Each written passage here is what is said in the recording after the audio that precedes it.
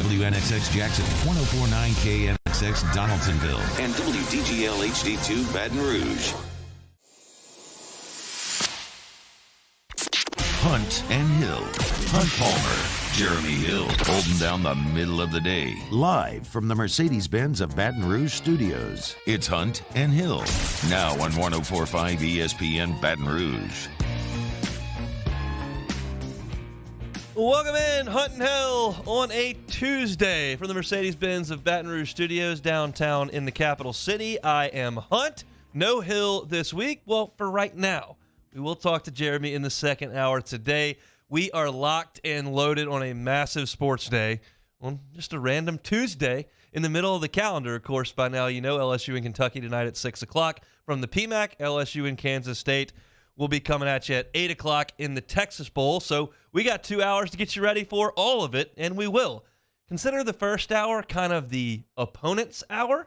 We're going to talk with Andy Sweeney from ESPN Louisville coming up in 15 minutes. Talk about the Wildcats and Tigers on the hardwood. And then coming up in 30 minutes from right now, Ryan Gilbert, who covers Kansas State, will jump aboard and chat about the Wildcats on the football side of things. So 2 guests in the first hour and 2 guests in the second hour. Shea Dixon's going to come on from Houston at 1:15, and Jeremy will join us at 1:30 to talk about this Fighting Tiger football squad. A lot of other stuff to get to as well over the next 2 hours. I am flying solo and looking very much forward to it. I say that. I am looking forward to the show. And I'm really looking forward to the basketball game tonight. I think it's going to be a ton of fun. This Texas Bowl, y'all, I can't fake this. I just have to be honest with you. I don't. This is brutal to look at.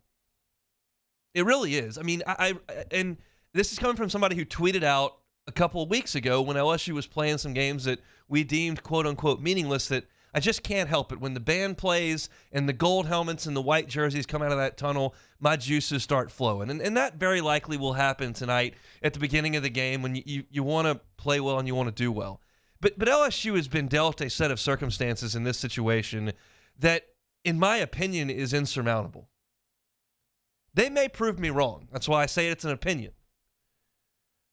And you know all this by now. I'm not relaying you any information you don't already know, but just listen to me say it out loud. LSU's going to take the field on defense tonight without this collection of players. Defensive line, no Glenn Logan, no Neil Farrell, no Andre Anthony, no Ali Gay. That's your 4 starters from August. They're not playing. At linebacker, no Damone Clark, no Micah Baskerville, no Bug Strong. Not great. That's your linebacking core.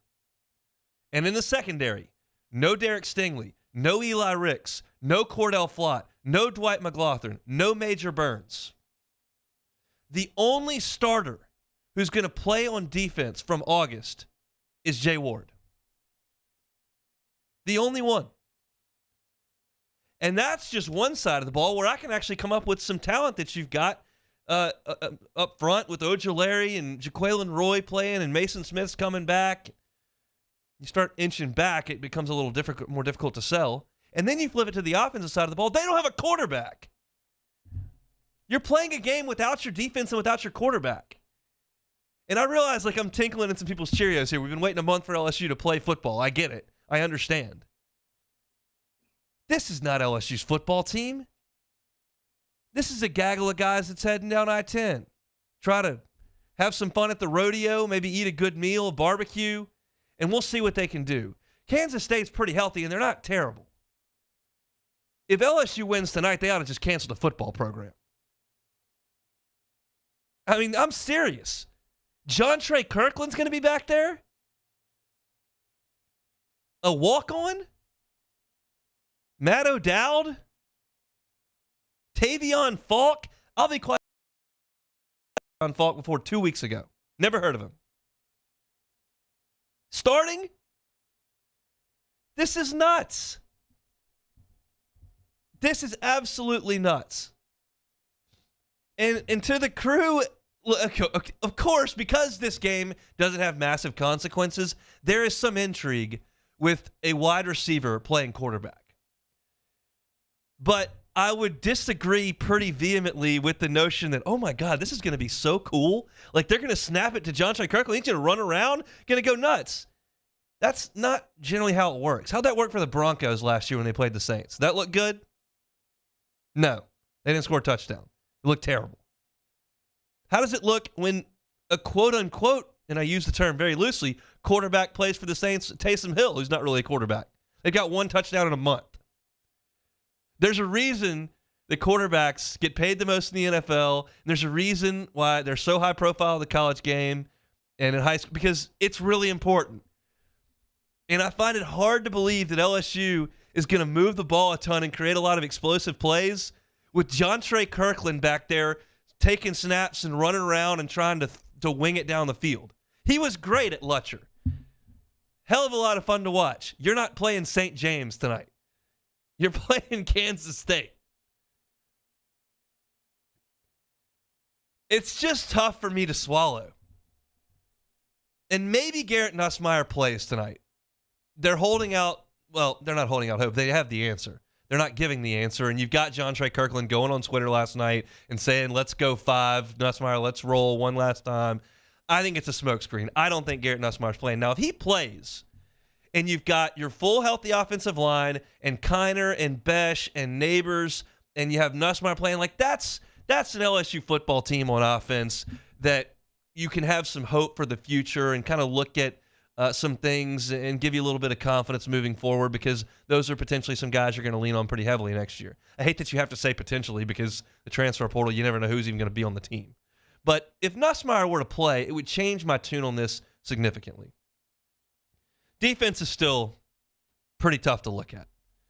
I mean, you're talking about a secondary, again, no Stingley, no Ricks, no Flott, no McLaughlin, no Major Burns, and you're like, well, who do they have? Well, Darren Evans is going to play. We've seen him out there. Demarius McGee, the freshman, who hasn't played very much this year. Lloyd Cole, that's really all the corners you have. They'll have Ward and probably Todd Harris back there, and then you can play, potentially Pig Cage and Sage Ryan at the nickel.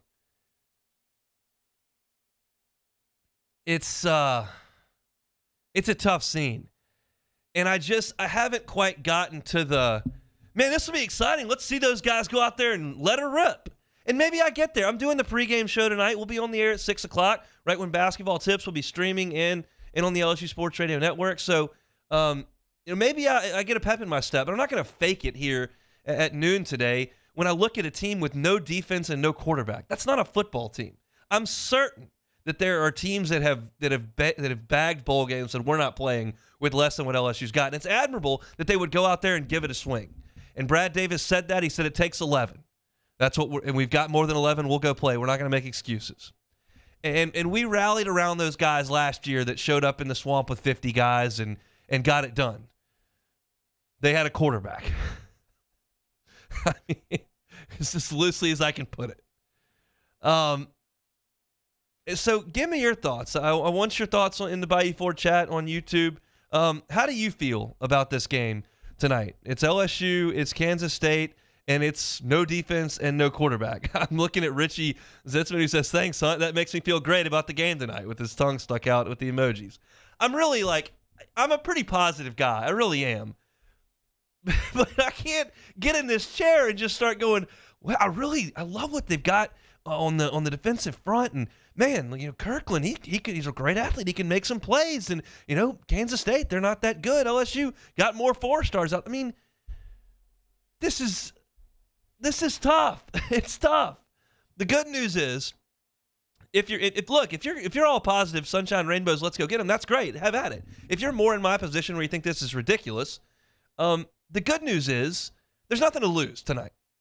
It's a situation where you put on your purple and gold and you watch the guys, and if it looks atrocious and they can't move the ball because they don't have a quarterback, then you turn the page and we get ready for the Brian Kelly era.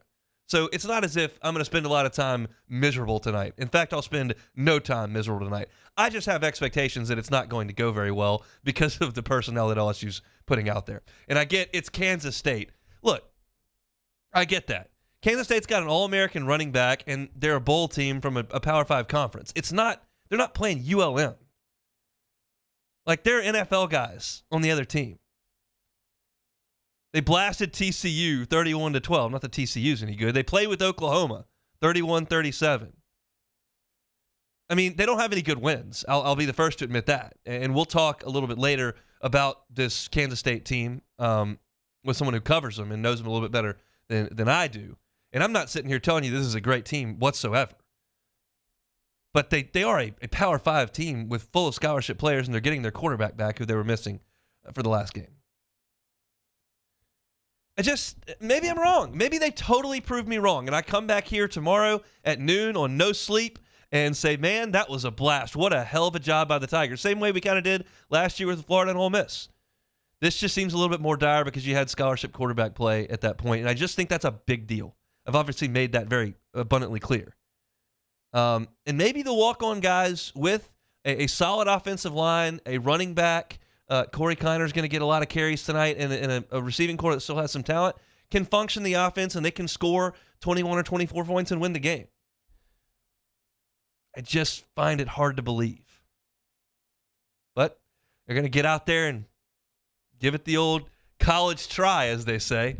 And we'll be tuned in at 8 o'clock tonight for LSU and Kansas State. The other game we got to look at tonight, of course, is LSU and Kentucky in basketball. Tigers have had a week off after that brutal loss against Auburn, and they need to get on the board here. They need to get things moving in the right direction in this brutal stretch of the first 7 games of conference play because it really eases up in the middle of the schedule. You got a ton of games against the Georgias and the Ole Misses and the Missouris and A&Ms of the world that you can really handle. But you got to get through these first 7 alive. And you got dealt your first blow against Auburn.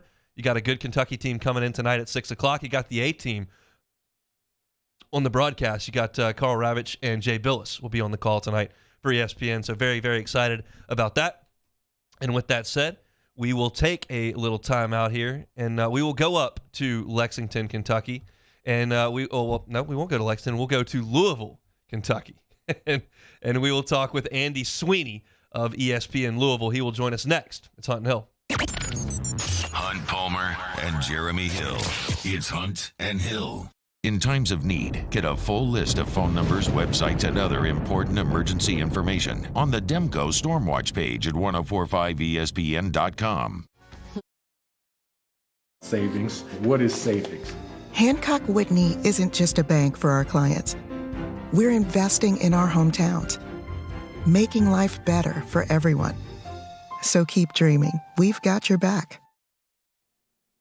Yo, Jake here for Patient Plus Urgent Care Clinic, reminding you they now have 8 convenient locations across the Baton Rouge area, open from 9 a.m. until 9 p.m. And if you're looking for that COVID test for holiday travel, or you have a holiday event coming up, they're the place for you, as well as a flu shot starting to creep up here during flu season. So if you need that shot, make sure you get that. They now have some available through December. You can find more information on their website, patientplusuc.com. That's Patient Plus Urgent Care Clinic. Get in and get better.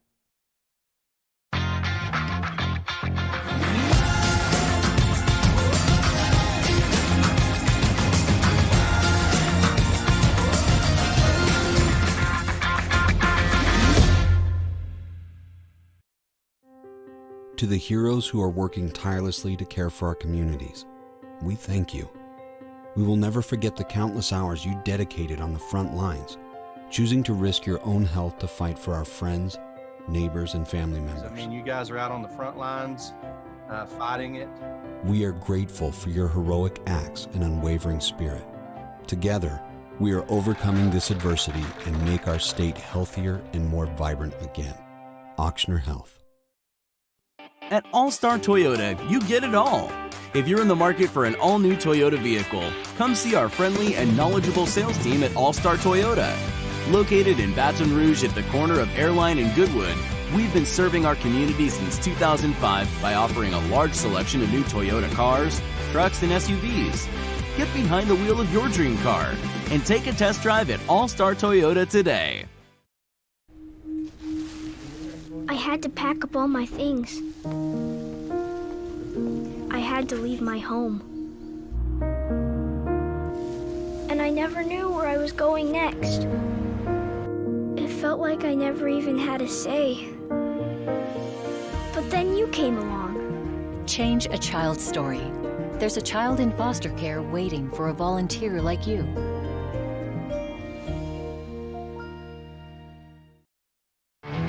There it is, the extra mile, on the border of expected and extraordinary for those willing to go further, like vans customized for work or play, with safety and tech to keep you connected.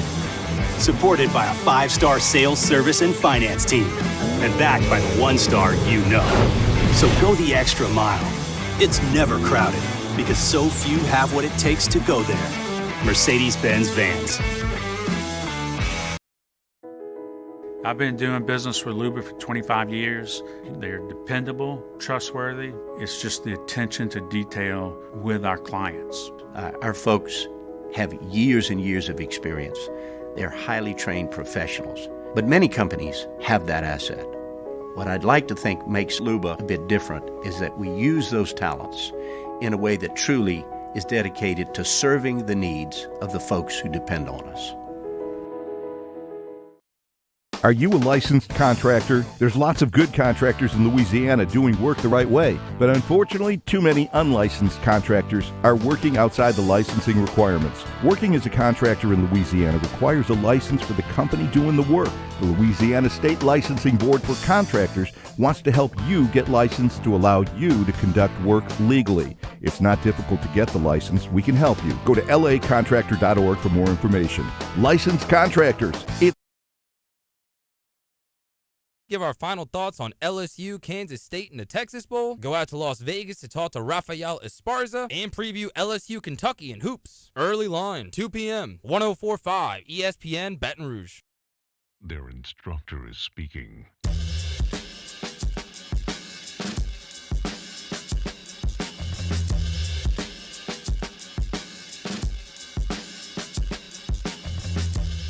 This is Hunt and Hill on 104.5 ESPN Baton Rouge.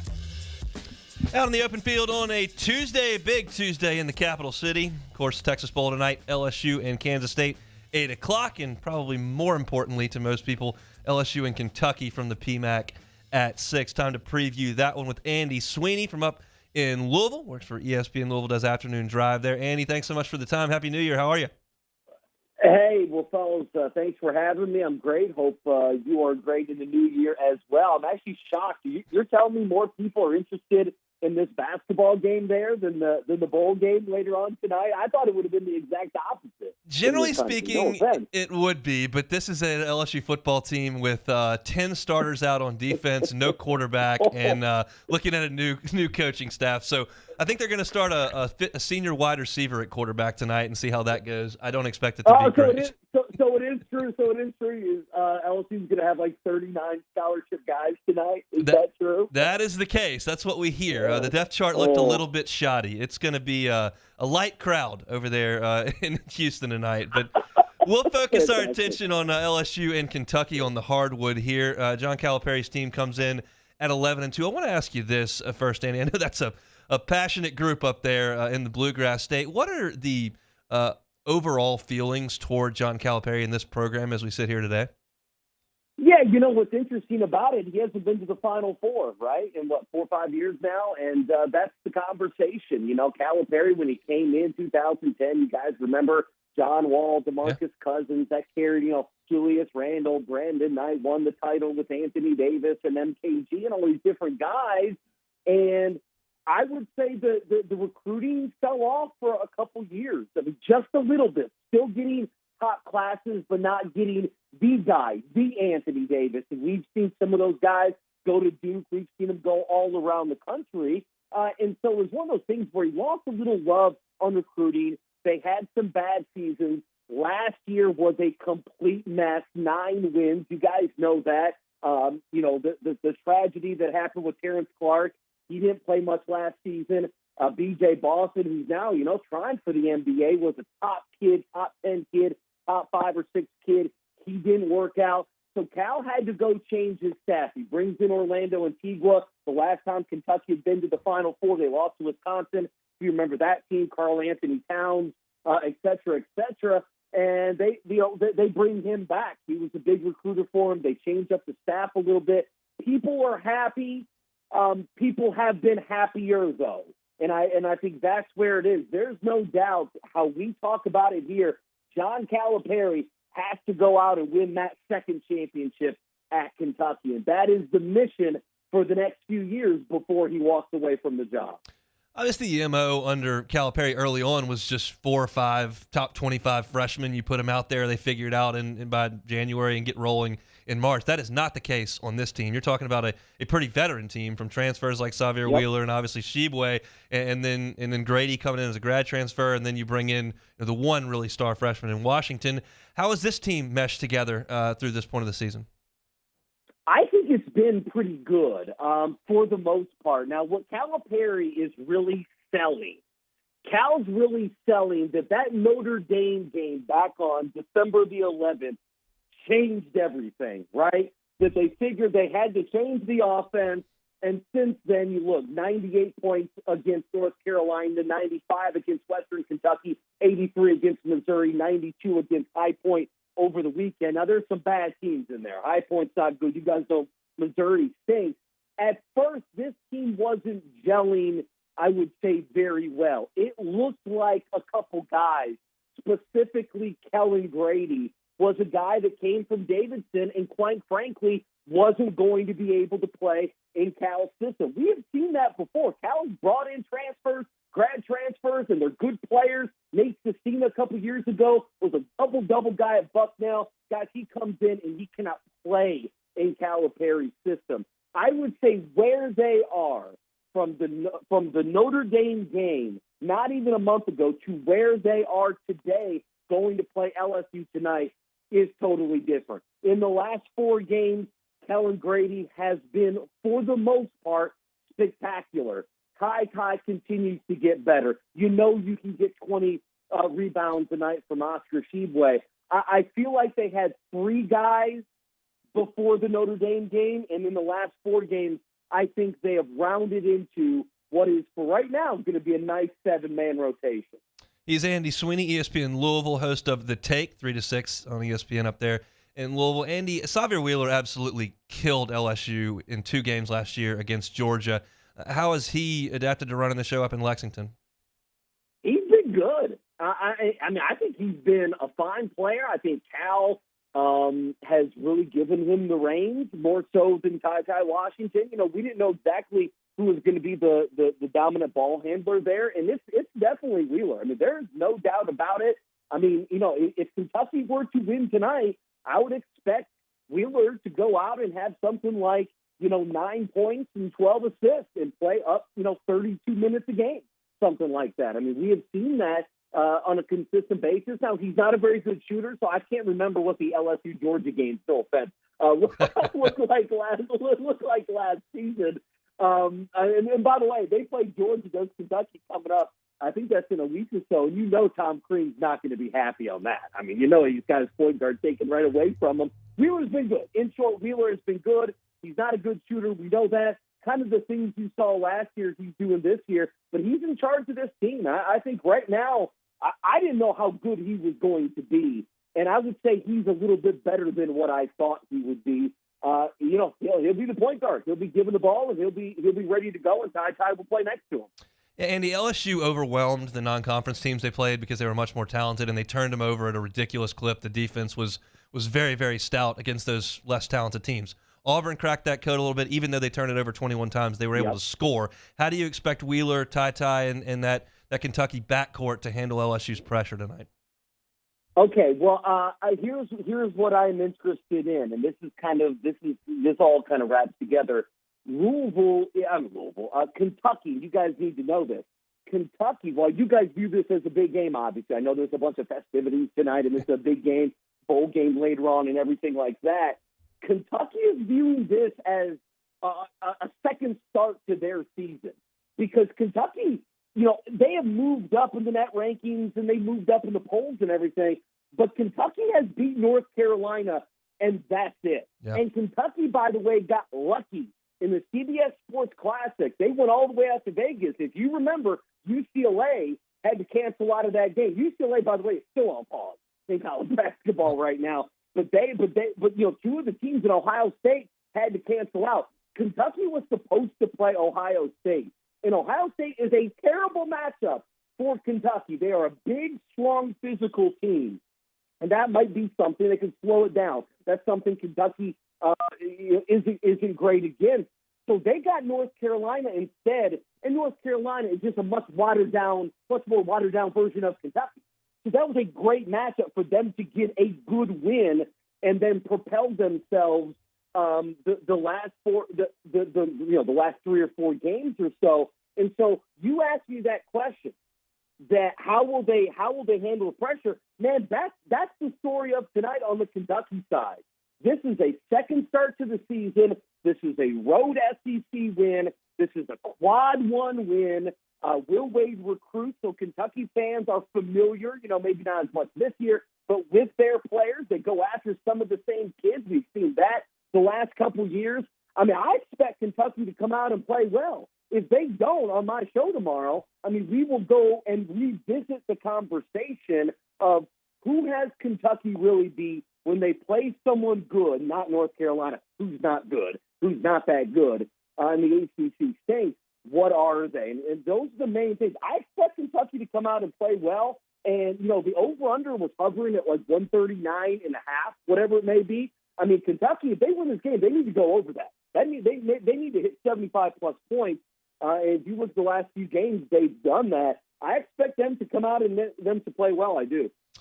Chatting with Andy Sweeney, afternoon drive up at ESPN Louisville. Last one here. Your time is appreciated, Andy. Oscar Tshiebwe, we've kind of buried the lead here. His stats are sometimes laughter-inducing. They're so unbelievable. He's rebounding 24% of Kentucky's misses, and he is absolutely a terror on the glass. What have you seen from him, and what can Tiger fans expect from him tonight?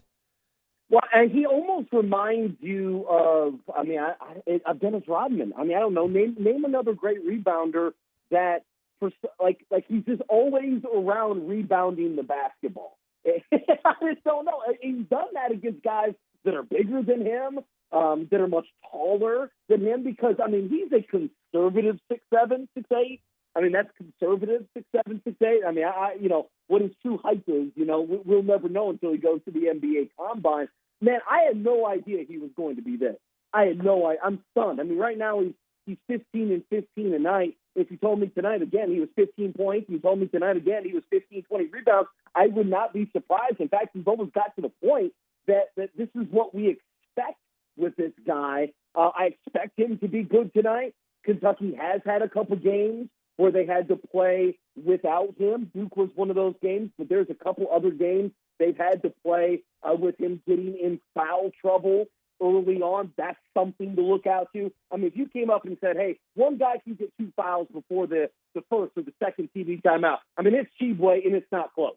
I know Wheeler's burned you. Ty's a really good player. Keon Brooks has been good since the break. All of that's fine, but you take him out. Kentucky has no backup. Oscar Tshiebwe is as important to Kentucky as just about any player in the country, because after him, Kentucky I wouldn't say they missed, but they have a 5-star kid, Damian Collins, who's just not going to be able to play big minutes. He's so thin, and his game is so raw. Next year, I expect him to mature and to be a nice part of their team if he stays and everything. Sure. But this year, that's not him. And Lance Ware is very limited behind Oscar Tshiebwe. In short, man, Tshiebwe's been an absolute beast. He is a guy who's going to be around the ball all the time. He's going to get all the hustle plays. He's probably going to take a couple jumpers. And who knows if they're good. But Oscar Tshiebwe has been, he went from a guy that was forgotten with West Virginia and Bob Huggins to being, to be at least a second-team All-American right now. It's unbelievable. It really is. Tigers and Wildcats tonight at 6 o'clock from the PMAC. He is Andy Sweeney, ESPN Louisville, host of The Take from 3 to 6. Andy, we appreciate some time. Hey, appreciate it, guys. Take care. That is Andy Sweeney. That's interesting in talking about Tshiebwe and not having anybody behind him. Obviously, Collins hasn't played very much. He mentioned him as the 5-star freshman that averages about 8 minutes a game. Sheboy, I mean, he's gotten 20-plus rebounds 4 times this year. He got 28 rebounds against Western Kentucky. That broke Shaq's Rupp Arena record. Just unbelievable the way this guy hits the glass, and so that's to be a handful for the Tigers tonight for sure. So that was interesting. Andy Sweeney from ESPN Louisville. I'll actually join his show coming up at 3:15 this afternoon. Looking forward to that. All right, we'll shift our attention back to the gridiron, to the football field. Ryan Gilbert, he covers Kansas State up there in Manhattan, Kansas, and he will jump aboard next. It's Hunt and Hill. Holding down the middle of the day. This is Hunt and Hill. Our listeners fire off their opinions on the jimsfirearms.net hotline at 499-1045. Keep listening for your next chance to shoot us your thoughts with the jimsfirearms.net hotline on 1045 ESPN Baton Rouge. Listen to me, Danny Louie, at Louie Physical Therapy, right here on 1045 ESPN Baton Rouge, serving our area for the past 20 years in Baton Rouge, Prairieville, Denham Springs, Mid-City, and now our brand new location. This is a diabetes checkup. This isn't just more convenient care, it's more advanced care. This is innovating healthcare at Louisiana's #1 hospital, Ochsner. ServiceMaster Elite create clean, disinfected work environments. As a local business, we take pride in serving the New Orleans and Baton Rouge areas. Our cleaning protocols follow CDC and OSHA standards for healthcare settings, offices, senior living, restaurants, and industrial plants. Contact ServiceMaster Elite to get your operation ready for reopening with germ disinfection cleaning. ServiceMaster Elite, the trusted choice in professional cleaning since 1996. At All-Star Toyota, you get it all. If you're in the market for an all-new Toyota vehicle, come see our friendly and knowledgeable sales team at All-Star Toyota. Located in Baton Rouge at the corner of Airline and Goodwood, we've been serving our community since 2005 by offering a large selection of new Toyota cars, trucks, and SUVs. Get behind the wheel of your dream car and take a test drive at All-Star Toyota today. Gulf Coast Office Products is a nationally recognized Savin office equipment dealer based right here in Louisiana. Over 100 employees strong, Gulf Coast has the boots on the ground to support all vertical markets, from education, engineering, legal, and finance. With the latest in office technology, from desktop to production segment units, Gulf Coast and Savin have the perfect fit for you. Call 225-756-2644. That's 756-2644 for Gulf Coast Office Products.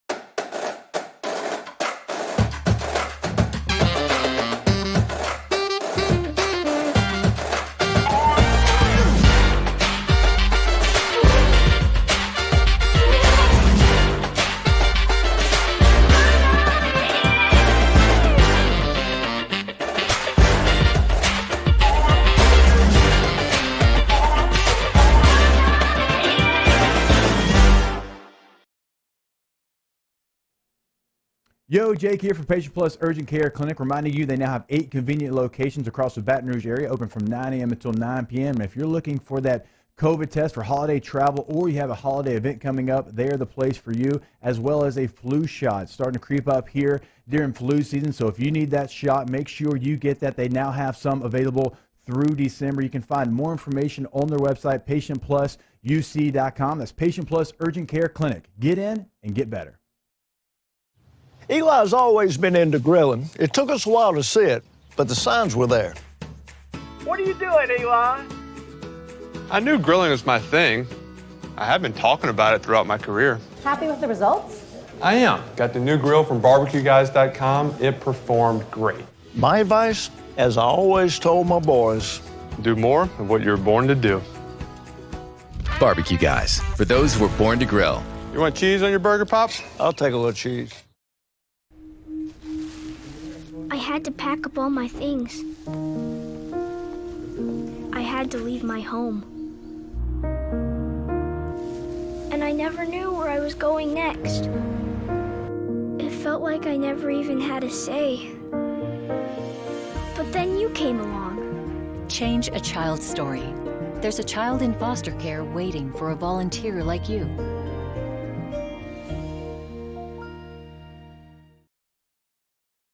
Going to join us for Tuesday's AFR presented by Insurance Network of Louisiana. A jam-packed day. We're previewing LSU, Kentucky, and hoops, and the Texas Bowl with LSU and Kansas State. Join us 3 to 6, 104.5 ESPN Baton Rouge.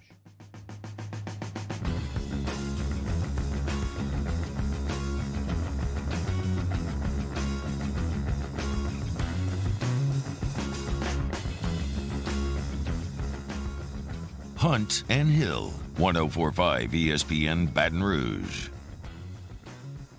Shift gears again from the hardwood back to the gridiron. Texas Bowl tonight, LSU and Kansas State, 8 o'clock from NRG Stadium over in Hustletown. Ryan Gilbert is a staff writer at GoPowerCat.com, covers Kansas State.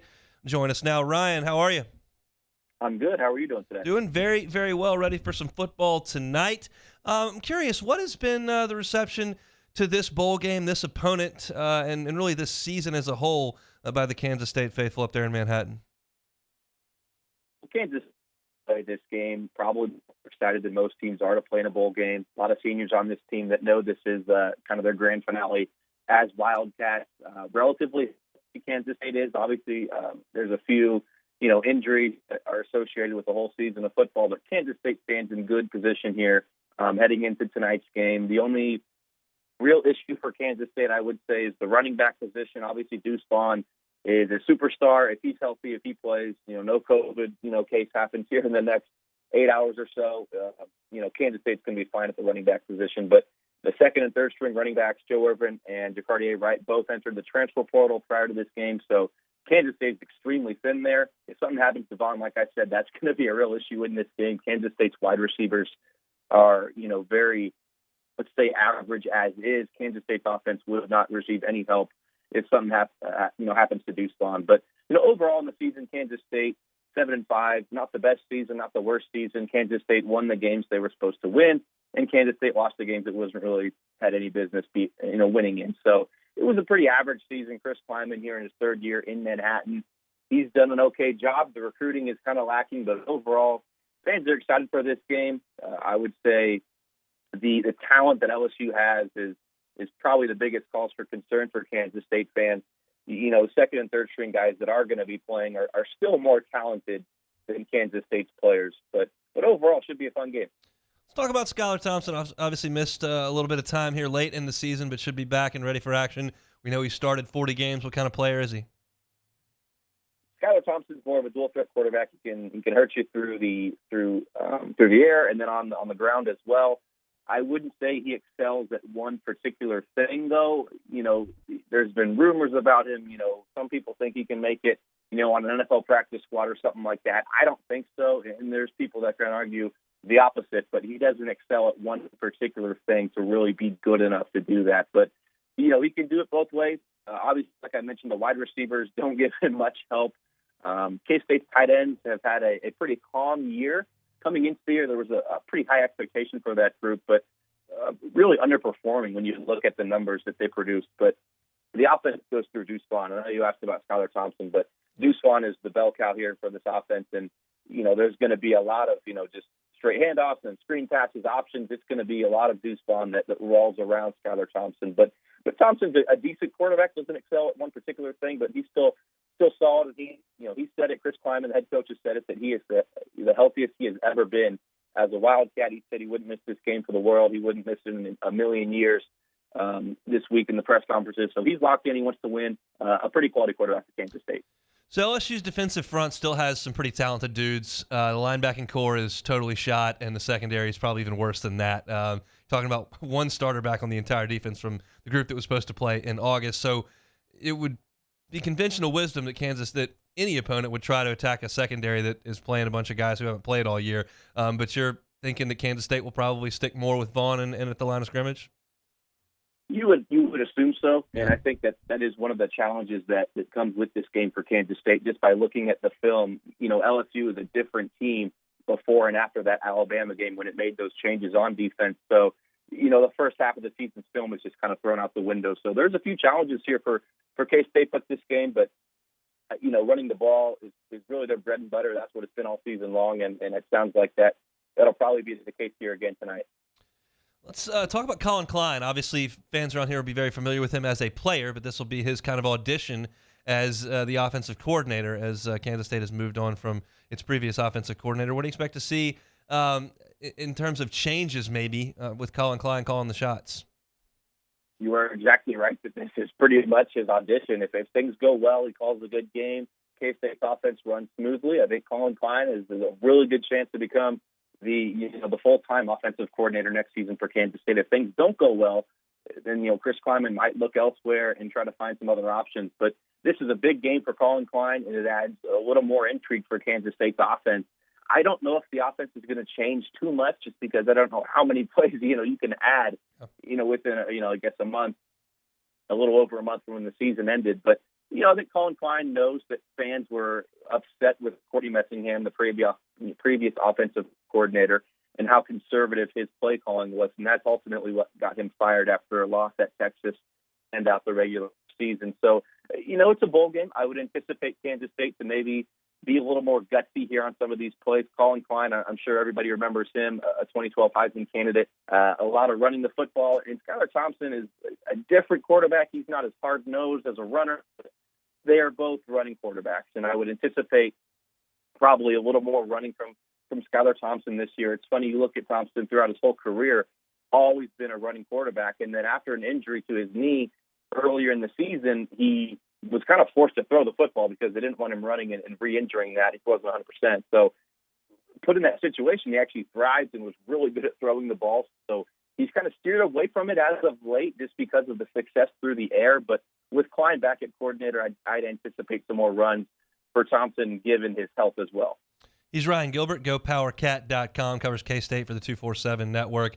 Let's talk about the defense. As Chris Klieman talked about what they've done in preparation for this game, I work for the LSU Sports Radio Network, and I have no idea who's playing quarterback for LSU tonight. What's that been like for K-State?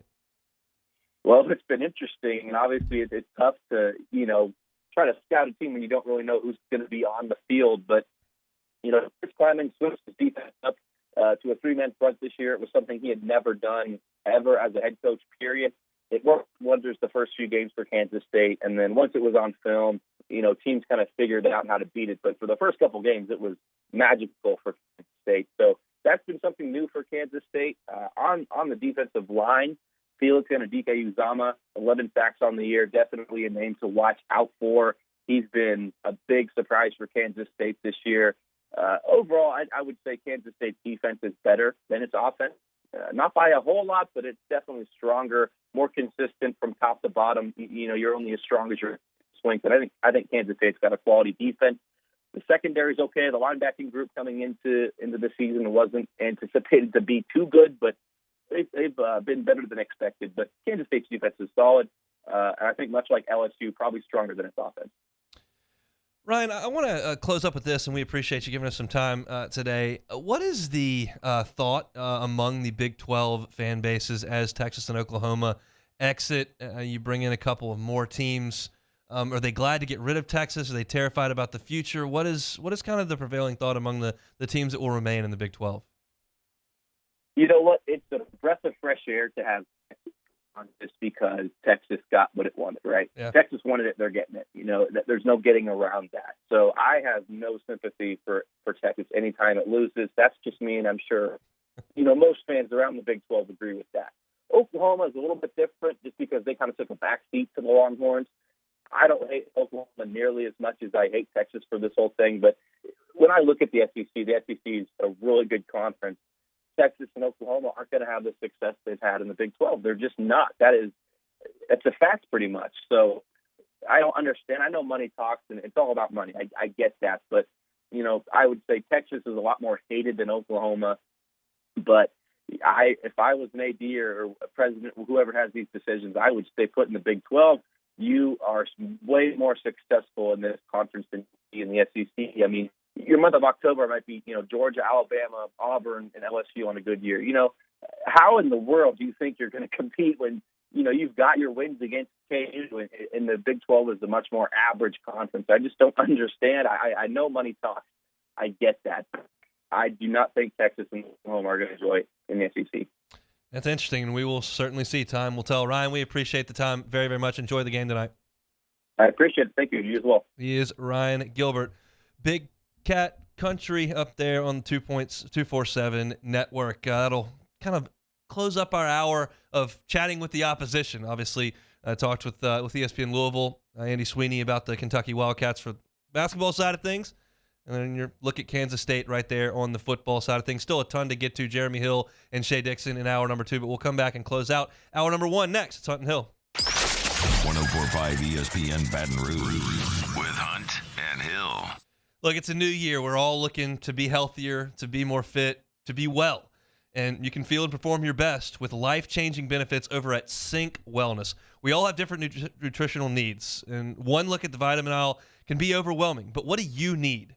You can find the answers at Sync Wellness. They offer vitamin regimens through customized supplement packs and or IV hydration treatments specifically for you and based on your health goals and nutritional deficiencies as determined through just a simple blood test. So book a free consultation with one of the medical professionals at Sync Wellness today. Visit synkwellness.com. That's SYNC wellness.com. And I want to remind you, this Thursday, coming up in 2 days, their 2020 launch party is going to be awesome. We'll be out there from 6 to 8 on this Thursday, again, January 6th. And right now, you can buy a ticket to reserve a spot in their IV hydration suite. It's just $120. That's going to save you about $50 off the normal price. So you want to be part of that on Thursday and book a seat in the IV hydration suite, go to synkwellness.com. Check them out on their social media pages on Facebook. That's synkwellness.com. And come see us on Thursday from 6 to 8. Sync Wellness, new partner here in 2022.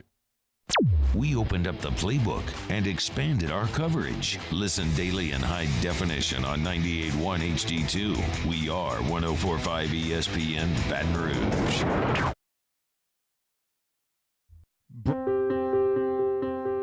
This isn't just another day. It's so much more.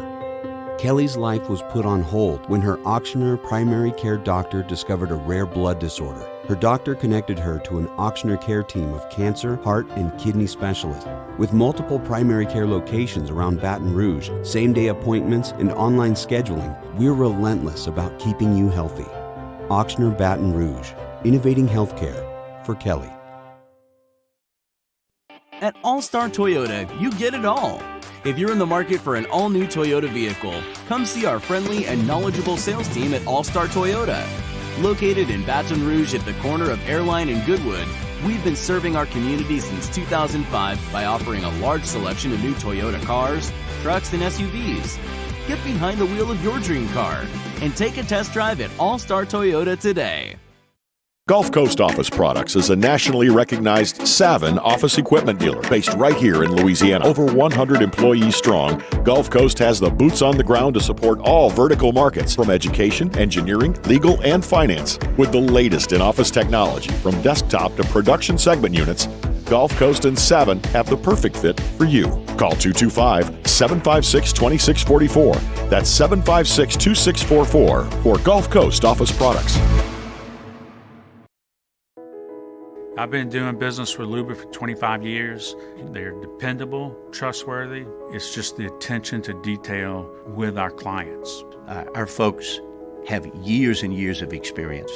They're highly trained professionals. But many companies have that asset.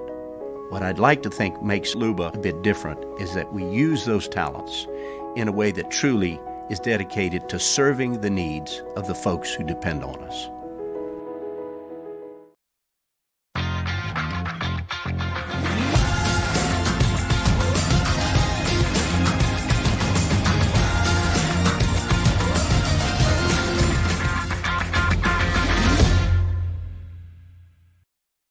Our topic today is about savings. What is savings?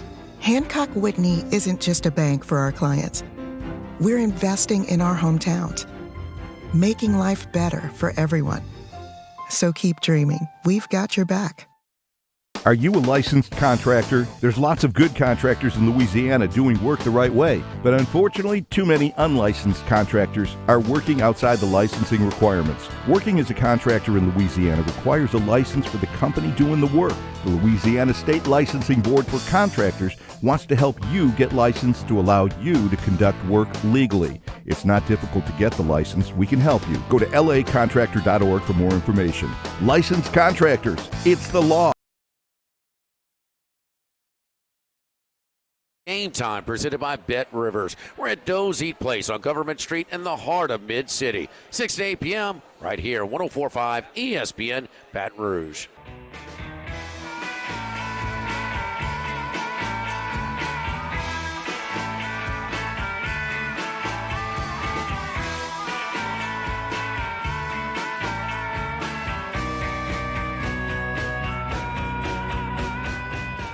This is Hunt and Hill on 104.5 ESPN Baton Rouge.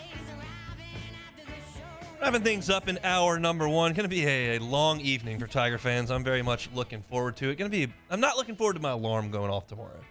That's going to be a tough scene because we don't get off the air until probably after 1 tonight. We're going to get home, probably decompress a little bit. Maybe the baby will be up crying and I can help out the ladies in the house with that. But it's going to be a quick alarm tomorrow. But that's all right. We got 2 games to look forward to tonight. And we'll talk a lot about those coming up in hour number 2. Shea Dixon will join us, as well as Jeremy Hill. They will both jump aboard. 1:15 for Shea Dixon and 1:30 for Jeremy Hill. But we're closing out hour number 1 with a column that Dan Wetzel over at Yahoo wrote today. And it's interesting for sure. And it's not good for college football. He writes that we're looking at 2 likely candidates for NFL Rookies of the Year on each side of the ball. Micah Parsons is going to win that award on the defensive side. And barring Mac Jones winning it on the offensive side, Jamar Chase is going to win that award on the offensive side. And that's great for those 2 guys who were superb college players and who have turned out to be gems in the NFL. They also didn't play football their junior year. Didn't affect their draft stock one bit. Jamar Chase sat out, went 5th overall. Micah Parsons sat out, the 11th pick in the draft. So this notion that sitting out for a bowl game or for half a season or for a full season is going to cripple your draft stock is just not true. These guys are proof. So the question is, do they become trendsetters? I certainly hope not. I'm the guy who wants to see the college guys play it all the way through. I've always said I understand when they don't. But the fact of the matter is that these 2 guys said, I was good enough after 2 years. I proved myself. I'm going to go. I'm going to stay as healthy as possible. Sure, you can get hurt running cones. You can get hurt lifting weights. But you're more likely to get hurt playing Bama, playing Michigan State. And the NFL teams know I can take this guy, less tread on the tires, healthy, he can produce, and it's happening. And in this ever-changing world that is college football, and a lot of it, a lot of people don't like, this is more ammo to de-incentivizing participation in college football. Look, we're about to watch LSU play with 40 guys. Sucks. I hate it. But I just don't know that it's going anywhere. And there have been other columns that have been written about incentivizing staying at schools based on NIL deals and, what you can do to change the draft rules. Who knows what's going to happen? At this point, anything's on the table. Change continues to happen. It's inevitable. But Jamar Chase and Micah Parsons are poster children for sit, get your check, go ball. Again, I don't like it. I'm not championing it. I wanted Jamar to play for us last year. Didn't affect my thought on his legacy one bit. Didn't affect how much I loved him as a Tiger one bit. Just sucks because I'm an LSU guy. Yeah, I'm pulling for the Bengals now because of Joe and Jamar. That interests me on Sundays, but I don't know who they're playing week to week until I get to do the show. I pull for LSU. I want LSU to win. I care about LSU. That's where my interest lies. But the fact of the matter is that we continue to see things like this. And so Will Anderson's name's being tossed about. We'll see if somebody ever decides that the playoff is not worth it. That'd be a crisis for college football. We're not there. It's 2 guys here. But it's certainly something for some players to talk about. When I don't need to name names or schools or anything, I heard an interview last week, and if you heard it, you'll know what I'm talking about, where a guy was talking about his top 4 schools and where he was going to commit, and the only thing he talked about was how much money he could get and how he could get a lot of money at that place and a lot of money in that city. That's good for you. Go get your cash. I think there are guys that care more about their college teams than they do their pro teams because they pick it and it's a passion as opposed to a paycheck. And when you turn it all into a paycheck, does the passion take a hit? I don't know. Things are changing, and I know there are a lot of people probably listening to this that it makes sick. I think there are a lot of people listening to it that love it, love the fact that the student athletes are getting what they want. I don't care any about the money. I think it's great to get money. I think that it's great when you get an opportunity to play and get an education and do things that I would have killed to do as a young man, to play football for LSU or play baseball for LSU or any of that. But I do know that college athletes not playing college sports is bad. And I hope that isn't a trend that keeps going. But right now, you're looking at 2 guys who are going to be offensive and defensive rookies of the year who decided not to. We'll see if it becomes a trend. Looking forward to hour number 2 as we look forward to a full night of sports here in Baton Rouge. I will give you my LSU and Kentucky thoughts, analysis at the top of hour number 2. Shay Dixon at 1:15, Jeremy Hill at 1:30. Stick with us. You're on the Tuesday edition of Hunt and Hill. Brake Medics. Your healthcare needs don't stop. Cancer, accidents, injuries, and heart disease are relentless. So we are relentlessly innovating to keep you safe, both virtually and in person, connecting you with providers remotely, advancing clinical spaces, providing rapid and accurate testing, social distancing, and certified cleaning protocols. We are Auctioner, and we will not slow down. Auctioner Health, innovating healthcare. At All-Star Toyota, you get it all. If you're in the market for an all-new Toyota vehicle, come see our friendly and knowledgeable sales team at All-Star Toyota. Located in Baton Rouge at the corner of Airline and Goodwood, we've been serving our community since 2005 by offering a large selection of new Toyota cars, trucks, and SUVs. Get behind the wheel of your dream car and take a test drive at All-Star Toyota today.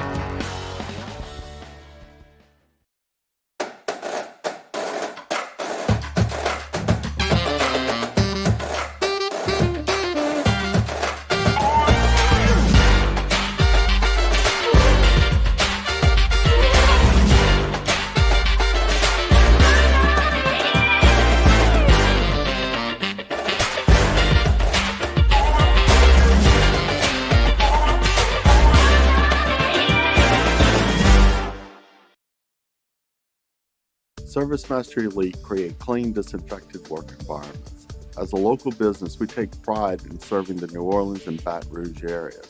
Our cleaning protocols follow CDC and OSHA standards for healthcare settings, offices, senior living, restaurants, and industrial plants. Contact ServiceMaster Elite to get your operation ready for reopening with germ disinfection cleaning. ServiceMaster Elite, the trusted choice in professional cleaning since 1996. Eli's always been into grilling. It took us a while to see it, but the signs were there. What are you doing, Eli? I knew grilling was my thing. I have been talking about it throughout my career. Happy with the results? I am. Got the new grill from barbecueguys.com. It performed great. My advice, as I always told my boys, do more of what you're born to do. Barbecue Guys, for those who were born to grill. You want cheese on your burger, Pops? I'll take a little cheese.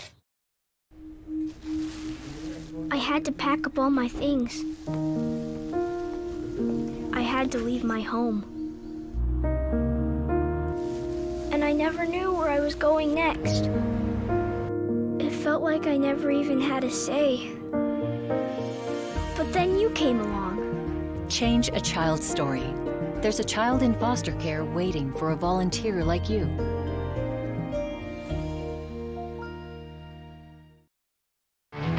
There it is, the extra mile, on the border of expected and extraordinary for those willing to go further, like vans customized for work or play, with safety and tech to keep you connected, supported by a 5-star sales, service, and finance team, and backed by the 1-star you know.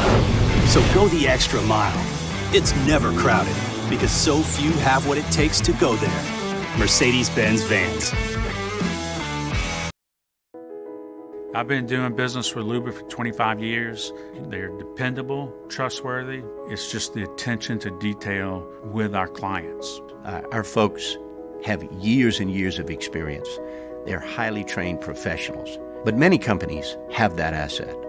What I'd like to think makes Luba a bit different is that we use those talents in a way that truly is dedicated to serving the needs of the folks who depend on us. 9KNXX Donaldsonville and WDGL HD2 Baton Rouge. 1, 2, 3. Hunt and Hill. Hunt Palmer, Jeremy Hill, holding down the middle of the day. Live from the Mercedes-Benz of Baton Rouge studio, it's Hunt and Hill. Now on 104.5 ESPN Baton Rouge. Lots of football chatter coming up here in hour number 2 of Hunt and Hill. Sans Hill for about 30 minutes. Jeremy will join us via the phone line at 1:30. Shea Dixon 15 minutes from now.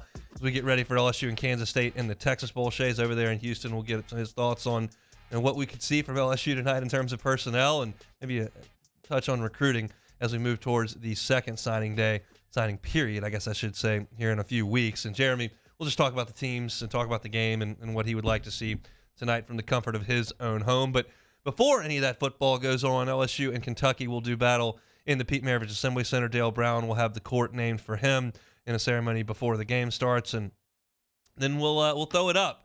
And Kentucky comes into the PMAC 11-2. They are 15th in the net to this point. They beat North Carolina, and if you listen to Andy Sweeney a little bit earlier in hour number 1, said North Carolina is kind of a watered-down version of Kentucky. They're not really an elite team.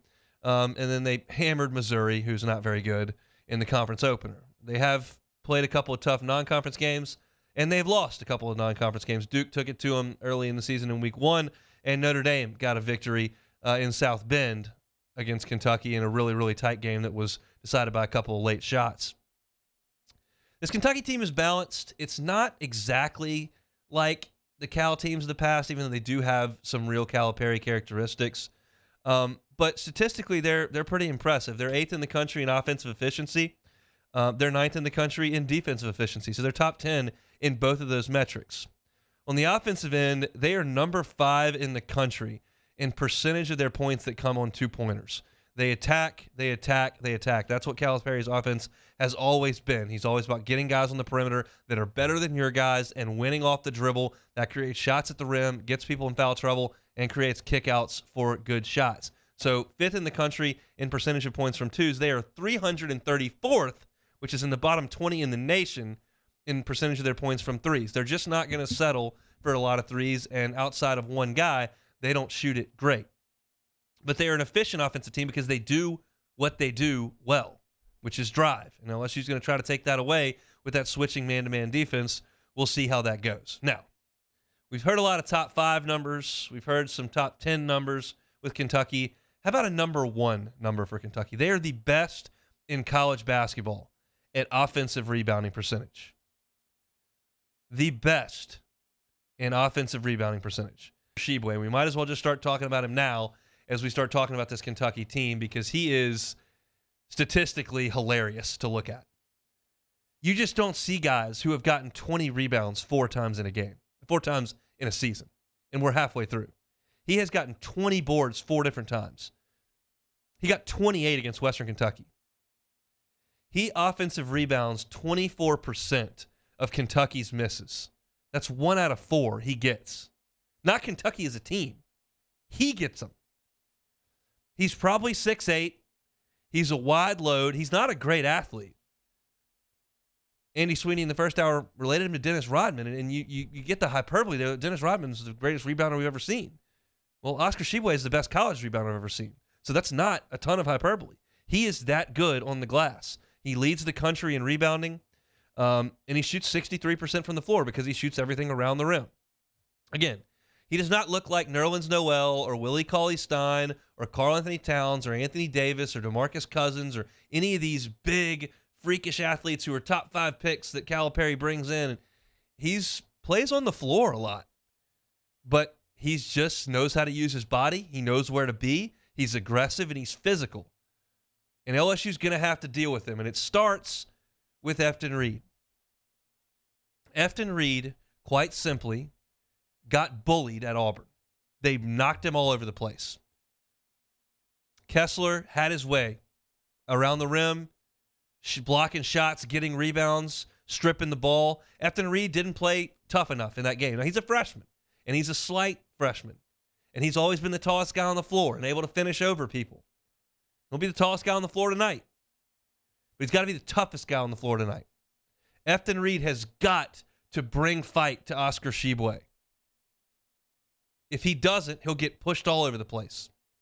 Tshiebwe will get 22 rebounds. Kentucky will get a bunch of second chance points, and they'll win the game. Efton Reed has got to be mean and physical from the jump tonight. That is mandatory against this Kentucky team. Easier said than done, but he's going to have to do it. Continue to look at this Kentucky roster. Xavier Wheeler is their point guard. He absolutely roasted LSU last year. In Athens, against the Tigers, he played for Georgia last year. 14 points, 13 assists, 11 rebounds, triple-double. UGA dusted LSU. Had no business doing that. Came to Baton Rouge last year. LSU won the game, very close, overtime. Wheeler had 21 points and 10 assists. He has run the show for Cal's team this year very, very well. He's a 5'9", junior point guard. He's a water bug, very, very quick. He is as left-handed a player as I have ever seen. He goes left and then goes left and then goes left some more. If I'm LSU, I'm going to comically shade him and make him go to the right. I watched 4 different Kentucky game highlights last night. I think I saw him go to his right twice. But he's so quick and so elusive with the ball that he's kind of able to get wherever he wants. He's a bad shooter, 17%. That was the case last year. It's the case this year. Not a good shooter. But he wants to distribute. As I mentioned in the games last year against LSU, 10 assists and 13 assists in those 2 games, and he's playing with Georgia that can't score. Now he's got guys around him that can finish. And he's been really, really good. He's 3rd in the country in assists, 7.8 a game. LSU's got to make him go right. Got to make him go right. Gaines and Pinson have feasted on lesser point guards in the non-conference who they're quicker than, who they're better than, who they're more athletic than. They're not quicker than Xavier Wheeler. Xavier Wheeler is the quickest guy on the floor tonight. So, can you pick his pocket? Can you force him in some turnovers? We'll see. When Xavier Wheeler turns the ball over, it's because he moves too fast. And that's LSU's hope, that they can get him. He wants to be the fastest guy on the floor. He wants to push it. Get him going too fast. See if you can get him too far deep into the goal, block a shot. Because he's 5'9". But he's a good player. LSU will have to deal with him tonight. Ty Washington is the 2 guard. 6'3" freshman, top 20 player in the country last year. He shoots a lot of jump shots. I noticed he hasn't shot a free throw in the last 5 Kentucky games. That tells me he's probably not attacking enough. He is knocking down shots. 41% on threes for the year. He's made 7 of his last 14. So Ty Washington, 2 guard for Kentucky, very, very good player. And here's a guy that John Calipari has not had a lot of in his time in Lexington. The critiques of his teams have never been they're too small, never been they're not athletic enough, never been they didn't have enough top 5 picks, never been defense. The criticism of John Calipari's teams at Kentucky has oftentimes been they can't shoot. They missed free throws when they were at Memphis, and Kansas won that national championship game. When Chalmers hit the 3, they couldn't close it out at the free throw line. They've had trouble shooting the ball. They've had guys like Booker could shoot it, and they've had some guys. They went and got Kellen Grady from Davidson as a grad transfer. Cal's usually got a bunch of freshmen. This is a 5th-year player. And at Davidson, he was the A-10 freshman of the year as a freshman, obviously. And then he was an all-conference player in the A-10 3 years. He has made 23s in the last 4 games. That's why he's out there. Shoot threes. He's 50% on the year. LSU has to keep an eye on Kellen Grady wherever he is on the floor tonight, because he doesn't need 10 toes pointed at the rim and a set shot to shoot. He'll catch it coming off a screen, fade away, and pop the net. Bang. And when LSU's running that switching man-to-man, you got to find him. Your eyes have got to, when you're switching onto him, your eyes have got to go. You've got to contest. So that's what you're dealing with Kentucky. Xavier Wheeler at the point, lightning quick, left-handed. Ty Washington, 5-star recruit, has shot it pretty well, can score from just about anywhere. Kellen Grady, dead-eye sharpshooter in the 3 spot, and then Oscar Shibwe on the block, who has been a force, to be quite honest. We'll see if Brandon Murray plays. He's iffy. He was a game-time decision at Auburn. They said no. We've had a week. You would imagine he could go. He's important to what they do. 1, he can knock down a shot here or there. 2, he's really good on defense. 3, you've got to go to Justice Williams if he can't play, and Justice isn't ready to play right now. That's not his fault. He hadn't played all year. Tossing him into as Will Wade said, into the ocean last week. And for LSU,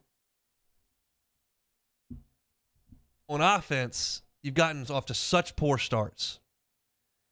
And you can directly attribute it to the threes that they shot against Auburn. They just missed a ton of them. And I think oftentimes fans get frustrated with coaches they think are stubborn.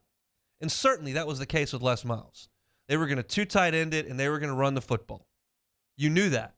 And you got frustrated it wasn't going to change. And you've seen now for a few years that Will Wade's teams don't shoot the 3 very well, yet they continue to shoot them at a pretty high clip. And you would say, he's so stubborn. Why do they do that? He's not coaching them.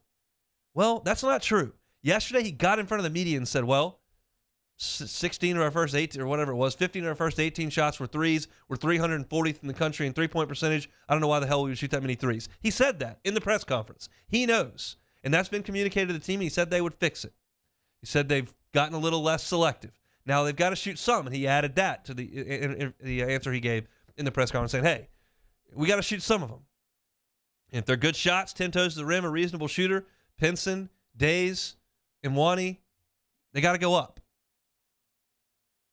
But I don't expect LSU to settle for too many threes tonight. They've got to be on the attack mode. If you can get Oscar Shibwe in foul trouble, he goes to the bench. We talked to Andy Sweeney in the first hour, so they don't have anybody behind him. He's the post. That's it.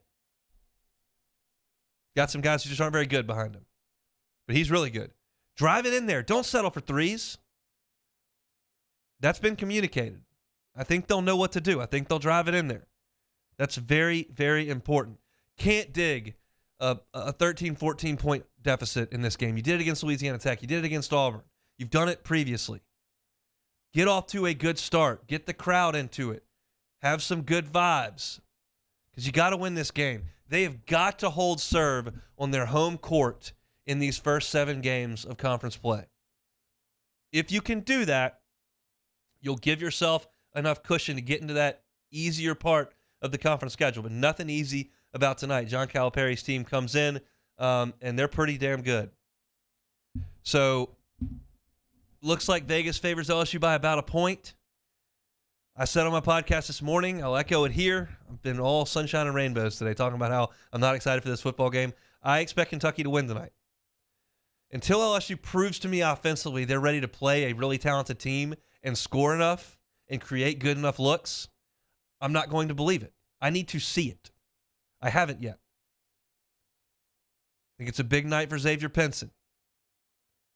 Run the show, create good shots, make a couple of threes, and they got to play some really good defense, try to force some turnovers and get easy shots. LSU and Kentucky tonight from the PMAC, 6 o'clock, the A-Team on ESPN. Carl Ravitch and Jay Billis will be on the call. Very excited for all that. Hopefully, the Tigers can hold serve and win, and I will come back and eat a ton of crow tomorrow. I would love that. Delicious.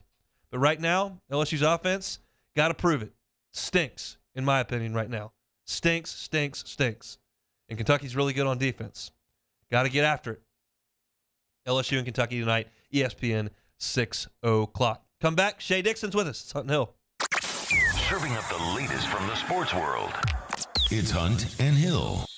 In times of need, get a full list of phone numbers, websites, and other important emergency information on the Demco Stormwatch page at 1045ESPN.com. What's up, y'all? It's the extra mile, on the border of expected and extraordinary, for those willing to go further, like vans customized for work or play, with safety and tech to keep you connected, supported by a 5-star sales, service, and finance team. and backed by the 1-star you know. So go the extra mile. It's never crowded because so few have what it takes to go there. Mercedes-Benz Vans. To the heroes who are working tirelessly to care for our communities, we thank you. We will never forget the countless hours you dedicated on the front lines, choosing to risk your own health to fight for our friends, neighbors, and family members. I mean, you guys are out on the front lines fighting it. We are grateful for your heroic acts and unwavering spirit. Together, we are overcoming this adversity and make our state healthier and more vibrant again. Ochsner Health.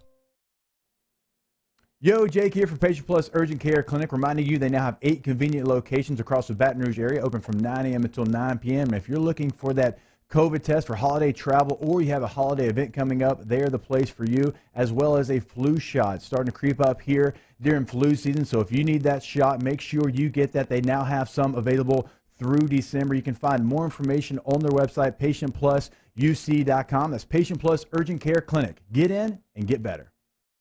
Are you a licensed contractor? There's lots of good contractors in Louisiana doing work the right way, but unfortunately, too many unlicensed contractors are working outside the licensing requirements. Working as a contractor in Louisiana requires a license for the company doing the work. The Louisiana State Licensing Board for Contractors wants to help you get licensed to allow you to conduct work legally. It's not difficult to get the license. We can help you. Go to lacontractor.org for more information. Licensed contractors, it's the law. At All-Star Toyota, you get it all. If you're in the market for an all-new Toyota vehicle, come see our friendly and knowledgeable sales team at All-Star Toyota. Located in Baton Rouge at the corner of Airline and Goodwood, we've been serving our community since 2005 by offering a large selection of new Toyota cars, trucks, and SUVs. Get behind the wheel of your dream car and take a test drive at All-Star Toyota today. Gulf Coast Office Products is a nationally recognized Savin office equipment dealer based right here in Louisiana. Over 100 employees strong, Gulf Coast has the boots on the ground to support all vertical markets, from education, engineering, legal, and finance. With the latest in office technology, from desktop to production segment units, Gulf Coast and Savin have the perfect fit for you. Call 225-756-2644. That's 756-2644 for Gulf Coast Office Products.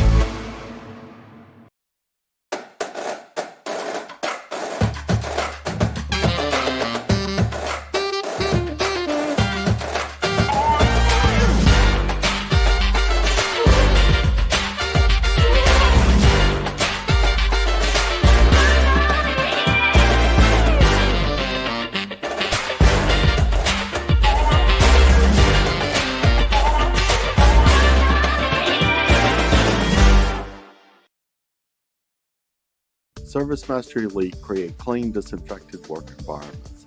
As a local business, we take pride in serving the New Orleans and Baton Rouge areas. Our cleaning protocols follow CDC and OSHA standards for healthcare settings, offices, senior living, restaurants, and industrial plants. Contact ServiceMaster Elite to get your operation ready for reopening with germ disinfection cleaning. ServiceMaster Elite, the trusted choice in professional cleaning since 1996. Bench. We'll recap a couple of Tigers on Wildcat fights. How did LSU do in the PMAC? And did the football team manage to win the Texas Bowl? And the Cajun Cannon talk Saints in Hour 3. Off the Bench, 7 to 10 a.m., 104.5 ESPN.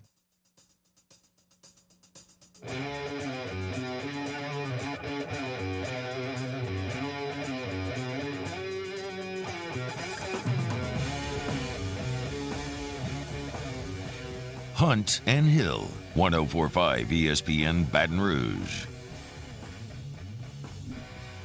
Out in the open field, hour number 2 on a Tuesday edition of Hunt and Hill. Appreciate y'all hanging out with us in the Bayou Ford chat over there on YouTube. If you could throw us a like, we always appreciate that. Been a fast-moving show. Really enjoyed it. Ryan Gilbert covers Kansas State. He joined us in the first hour. And we also heard from Andy Sweeney, who covers Kentucky, actually hosts Afternoon Drive up in ESPN Louisville. Talked about the Wildcats, and they're taking this thing as if it's a restart for Kentucky and a real opportunity. And that's kind of what LSU has become, one of the heavy hitters in the SEC. The team that's won more games than anybody in the SEC over the last 4 years. So should be an exciting evening in the PMAC, and should be an interesting evening in Houston, Texas with LSU and Kansas State. I say interesting if you missed my monologue at the beginning of the show, just kind of talking about how this one's tough for me. Talking about a team with no defense and no quarterback going to play a bowl game. I have a hard time really getting fired up to go in the Texas Bowl, but I think the guys who are there playing will be fired up and ready to go. Just a matter, are there enough of them and are they good enough? We'll just have to see. For those of you that are interested in the broadcast schedule for us here under the Guarantee umbrella, business as usual for the next few hours here on 104.5 ESPN Baton Rouge. We'll be with you until 2. Early line will be from 2 to 3 with Mario and Musso. Matt from 3 to 6 on After Further Review. Charles Hannegriff will jump to the reins here on Eagle 98.1 for game day over on Eagle 98.1 as Matt is on. So those two will be on at the same time. And at 6 o'clock, they will hand the baton to the LSU Sports Radio Network. That will be me with Marlon Taylor and Brandon. Marlon Taylor. I hadn't done that all year. Marlon Taylor, former basketball player. He's not going to join us on the football pregame show.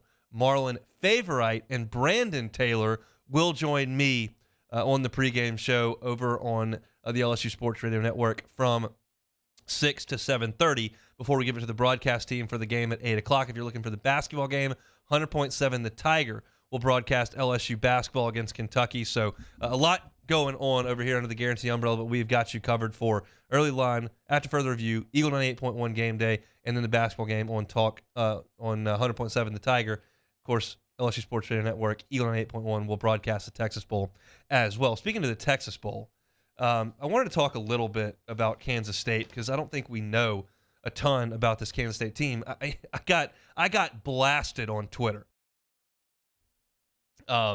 because I didn't know a lot about Kansas State, and I said something on air, and it got to YouTube, and the Kansas State people ate it up. And I wanted to be like, guys, I don't watch a lot of Kansas State football. You're 7-5 in the Big 12. When you play TCU, I'm not locked into that. So I'm sorry, I did not know Deuce Vaughn as of a month ago. I do now.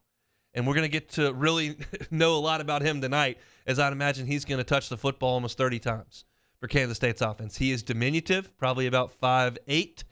He is quick, and he is explosive. He's a kick returner. He is exceptional in the pass-catching game, and they're going to hand it to him a ton. And you're talking about a guy who has put up a ton of yards for this Kansas State team, and they welcome Skylar Thompson back at quarterback, and they need him because they haven't been very good without him. Now, you heard in the last hour from Ryan Gilbert saying he's fine. He's a decent quarterback. They'd certainly like to have him. The offense has been disappointing for Kansas State, I'd say. They haven't hit the 300-yard mark in any of their last 3 games, so under 300 yards in the last 3 games. Just 293 in the game against Texas that they just lost to end the season. That's not exactly a Texas team that is a juggernaut defensively. So LSU will be facing a Kansas State offense that is probably going to look like it has much of the season. However, as we mentioned in the last hour, Colin Klein, former Kansas State quarterback, is going to jump in and call the plays. They have fired their previous offensive coordinator. Klein is going to jump in and handle the play calling assignments. Outside of Vaughn, they just don't have a lot of playmakers. It's a wide receiving core that's just not very good, to be quite honest with you. As you look with their receiving stats, Phillip Brooks, 474 yards and 2 touchdowns on the season. That's pretty pedestrian. He's their number 1 receiver. Deuce Vaughn's second. And Deuce Vaughn leads them in catching. In receptions. 47 on the season is the most, and he's 3 yards shy. He goes for 29 yards. He becomes a 1,000-yard rusher and a 500-yard pass catcher, and that's what LSU's going to have to deal with tonight. Malik Knowles is a pretty good player for them. He's a 6'3", wide receiver from Mansfield, Texas. He ran a kickback earlier this year, but they're just not great on the defensive side of the ball. And the question is, does Durante Jones have the tools to slow this team down? You look at LSU's secondary, and as I mentioned to start the show, no Stingley, no Ricks, no Cordell Flott, no Dwight McLaughlin, no Major Burns. Pig Cage, Darren Evans, Sage Ryan. We'll see what they've got. But it doesn't sound like Kansas State is too keen on testing that. They're going to run the football. And if you run the football on LSU, you're going to deal with B.J. Ojulari. You're going to deal with Mason Smith, Jaquelin Roy, Jacobian Guillory. Those are the guys that LSU's going to have in there. Sonny Fanua will probably be the other end. You're going to have – that's the strength of LSU's defense tonight. Again, no Farrell, no Logan, no Ollie Gay, no Andre Anthony. But you still got some guys who are pretty highly thought of that aren't exactly brand new players. The linebacking core is a little bit rough. Mike Jones is going to play. Hopefully, he does a good job. He can certainly run. And then we'll see what Greg Penn has. They like him. They say. Just haven't seen a lot of him on the defensive side of the ball. Offense is where the whole thing either becomes an interesting game or becomes a circus show.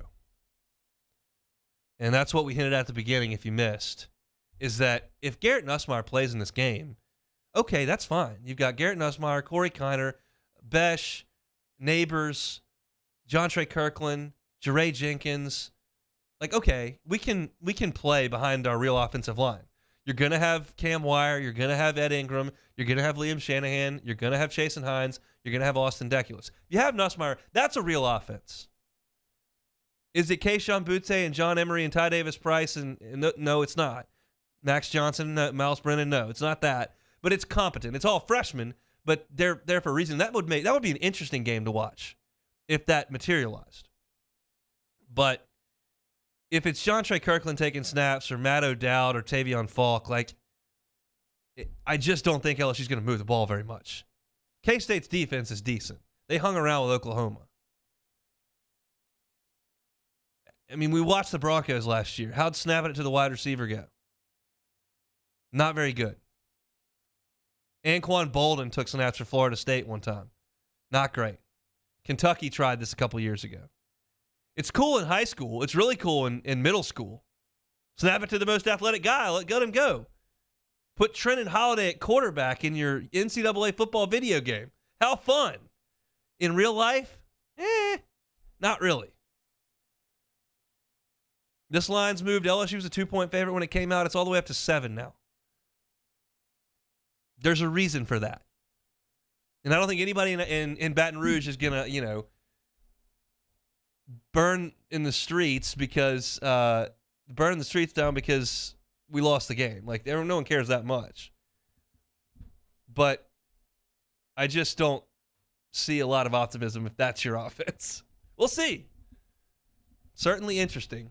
I don't know if it's encouraging. I guess I should say. LSU and Kansas State tonight at 8 o'clock. Again, I'll be on the LSU Sports Radio Network coming up at 6. Matt Moscona from 3 to 6 here. Charles Handgriff on EL 98.1 Game Day simulcast at the same time as Matt Moscona.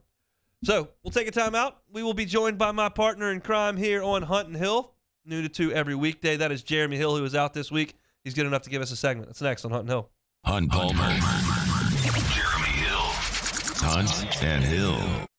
Our listeners fire off their opinions on the jimsfirearms.net hotline at 499-1045. Keep listening for your next chance to shoot us your thoughts with the jimsfirearms.net hotline on 1045 ESPN Baton Rouge. Twin Peaks and Coors Light present the College Bowl.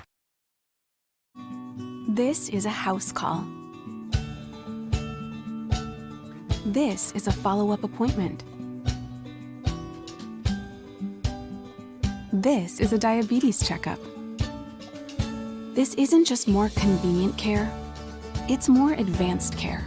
This is innovating healthcare at Louisiana's #1 hospital, Auctioner. At All-Star Toyota, you get it all. If you're in the market for an all-new Toyota vehicle, come see our friendly and knowledgeable sales team at All-Star Toyota.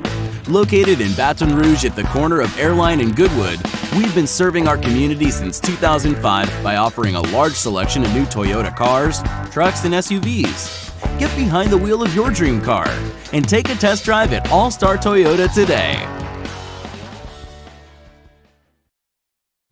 Eli's always been into grilling. It took us a while to see it, but the signs were there. What are you doing, Eli? I knew grilling was my thing. I have been talking about it throughout my career. Happy with the results? I am. Got the new grill from barbecueguys.com. It performed great. My advice, as I always told my boys, do more of what you're born to do. Barbecue Guys, for those who were born to grill. You want cheese on your burger, Pops? I'll take a little cheese. I had to pack up all my things. I had to leave my home. And I never knew where I was going next. It felt like I never even had a say. But then you came along. Change a child's story. There's a child in foster care waiting for a volunteer like you.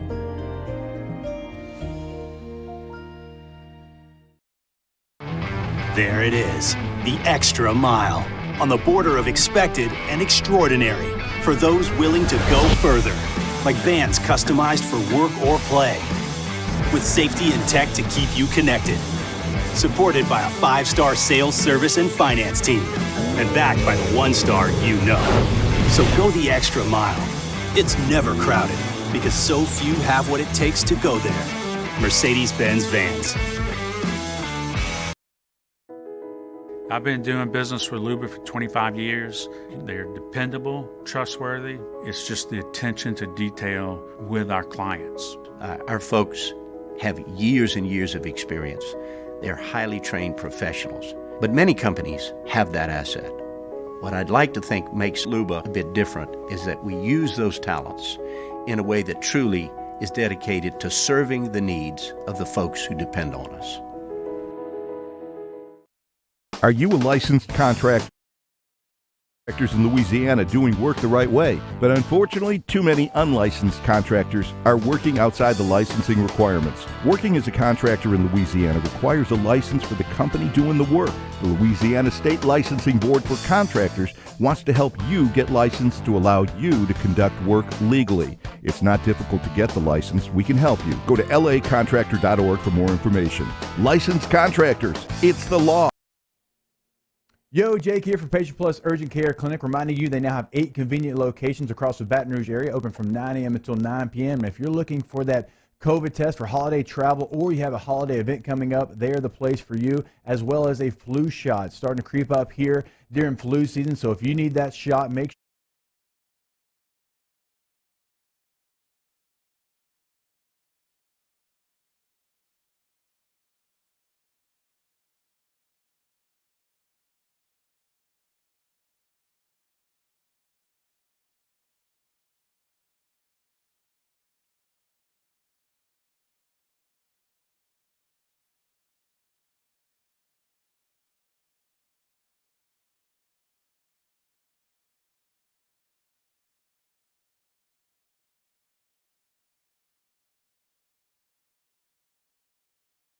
Tuesday edition of Hunt and Hill, getting you ready for LSU in Kentucky and LSU Kansas State all day today. Been solo for the last 2 days. No partner in crime here on Hunt and Hill, but let's bring him into the fold right now. Jeremy Hill joining us on the phone lines. Mr. Hill, we doing all right? Doing all right, man. Doing a lot better. It feels good to be back on the Hunt and Hill wave. But if I can get back soon enough, need a couple negative tests here, and I'll be back in action. That's what we like. Glad you're doing all right. Well, let's talk a little bit, first of all, about your Cincinnati Bengals, our Cincinnati Bengals, before we get to LSU and Kansas State. Just white hot at this point. Joe's chucking it all over the yard. They can't cover Jamar. How big a threat is this Bengals team right now?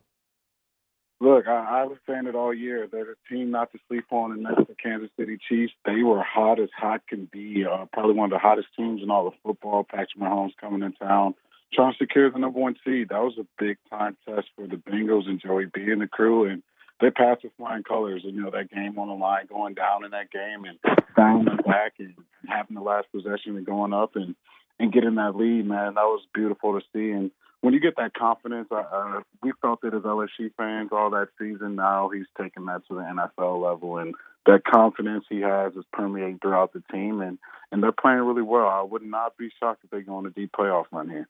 Jamar, Rookie of the Year, or Mac Jones for the offensive side? Mac Jones. Come on. Jamar, what are we doing? Of course, Jamar, man. The guy who they said had bricks for hands to start the season. That guy. All right, let's change gears here to the Fighting Tigers of LSU on the football field. Kansas State tonight, 40 guys-ish available. Your thoughts on LSU's offense and who they're going to try out there at quarterback? Whew. It's going to be the O'Dowd show. Is it going to be the Jontre Kirkland show? I guess we're going to have to tune in to find out. I have no earthly ideas. I have not.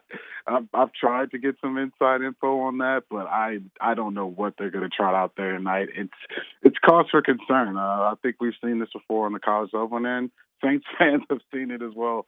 It's not a good scene, man. It's really not a good scene. So I don't know. I'm really concerned about the offense, but hopefully we can shut down their run game, maybe get some turnovers, and that can keep it a game. So everybody in the Bayou Ford chat thinks I'm crazy for saying that. I don't think if LSU puts a wide receiver who hasn't played quarterback in 5 years under center, I think that's going to be very difficult to do anything on offense. And they think, oh, Josh will be fine. He was good at quarterback in high school. I think it'll be great. Can they realistically move the ball with Corey Kiner, with the receivers they have, and a healthy offensive line if Jontre Kirkland's back there taking snaps? Look, they're going to have the 90s Cowboys offensive line and run it down their throat. That's going to be the best bet if you got Jontre back there. I know a lot of fans saw him do it at the high school level, but this is Division I football, man. A 7-win Kansas team. I'd be hard-pressed to see him making smart reads on the field, picking up the blitzes, making all the checks and things you have to do as a quarterback at the line of scrimmage to play at a high level at the college level. So I'm not seeing it. I love Jontre. I know he's an extreme athlete, but I think that's a tall task to ask of him to play quarterback at a high level in a 3-hour game that he's had 2 weeks to prepare for. Ty Davis Price entered the he's entered the draft, basically. He's not going to play in this game. So it is Corey Kiner. What do you expect to see from the youngster tonight?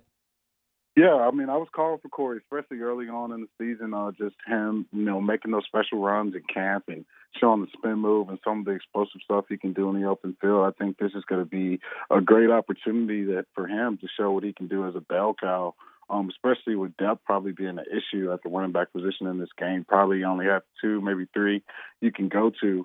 It's going to be a great spot for him, so I'm excited to see what Corey can do because he definitely has some make-you-miss ability. Let's look at the defense. No Micah Baskerville, no Damone Clark. And in the secondary, you basically got Darren Evans, Pig Cage, Sage Ryan, Todd Harris, and then Jay Ward is back there. What realistically can Durante Jones expect from his unit missing so many guys? Yeah, I think you're going to continue to see, especially in third down situations, dial up the blitz. That's the best way to kind of help your secondary get pressure on the quarterback as quick as you can and try to get the ball out of their hands. You don't want all these guys, in coverage for, 3 and 4 seconds trying to cover these guys down the field. So I expect Durante to continue to dial the blitz up, trying to let this D-line get after, try to let some guys get off the edge and get some free rushers in the quarterback because this is not the secondary we thought we remotely have going into the season this year. No, I've already laid that out pretty clearly. It's ridiculous, the numbers that they have back there. All right, Deuce Vaughn is really everything for Kansas State. Over 1,000 yards rushing. We'll probably go over 500 yards receiving tonight. How does LSU deal with a little scat back that's 5'8" and can really run all over the field? Yeah, I think for me, especially early on in the season, that was a huge worry. You watched Charbonnet and the crew running down our throats. You saw, Rodriguez and Kentucky running down their throats. But I think even with the guys that are out there right now tonight, they've done a better job in the run game. And I think a back like this, it really doesn't strike you as too alarming. It's not a Derrick Henry type guy you got to worry about getting on the ground. I think if they're strong with their run fits and no Damone's not out there, no Baskerville's not out there, but it's going to be up to the D-line to really, make those holes and, small and really make them try to cut back behind the line and give the guys a chance to get them on the ground. Jeremy Hill joining us here, the other half of Hunt and Hill on a Tuesday. All right, your prediction, how does it go tonight? Man, this is probably one of the longest games I've had to predict, not knowing what we're going to have at quarterback, not really knowing what's going to happen on the offensive side of the ball. But, I'm feeling real Tigerish right now. So I got my Tigers by 3 tonight. I think they win a close one tonight, and then they get the job done. All right, that'll be the dessert portion. The entree is LSU and Kentucky in the PMAC. You got any thoughts on how LSU handles John Calipari's team tonight? Yeah, man, that's a very athletic team. Just watching them play all year, they're grabbing almost 30 rebounds in a game. Yep. I think for us as LSU fans, just going on the road in that hostile environment was a huge wake up call. A chance for Coach Wade to get the team back, get their focus locked back in, and kind of, put the guys in position to have success. It's going to be a ruckus environment tonight in the Mavericks Center. I know that, and I think the defense will show up and allow them to beat the Tigers Center. So I got my Tigers again in that game. I'm feeling real Tigerish today. I talked earlier when I was giving my thoughts on the game about how important it is for Efton Reed to be more physical. He got pushed around at Auburn, there's no doubt. And he's a freshman. That's going to happen every once in a while. But with Oscar Tshiebwe coming in here, averaging 15 rebounds a game and knocking everybody all over the place around the basket, he's got to be a little bit more physical. Do you expect to see a different guy tonight? Oof, man, this is probably the worst matchup you can ask for Efton. He's probably had two of the better, centers in the SEC he's had to go against in these next few games that he's going to play in tonight and have played in before. It's a tough task, man. I think I like Oscar in that matchup. It's a lot to ask freshman to try to slow that down. I think for Efton, just maybe get some early baskets early, maybe get a couple block shots, feed off the crowd. But that's a matchup that I do not like for Efton. All right, this is the last one. I wanted to get your thoughts on it just because you were so close to it there for a time when you were in Cincinnati. Ben Roethlisberger played his last game at Heinz Field last night. First ballot Hall of Famer for number 7. Oh, it's tough, man. Those good folks in Canton, they're very stingy with those first ballots. But honestly, I'm gonna say no. I don't think he gets in the first time. He's definitely a Hall of Famer. He gets in there, but I don't think he gets in on the first go for some other reasons. But also, I don't see it. I don't see him getting in on the first shot. But he will definitely be in there. I thought it was interesting. You played division games as long as you did.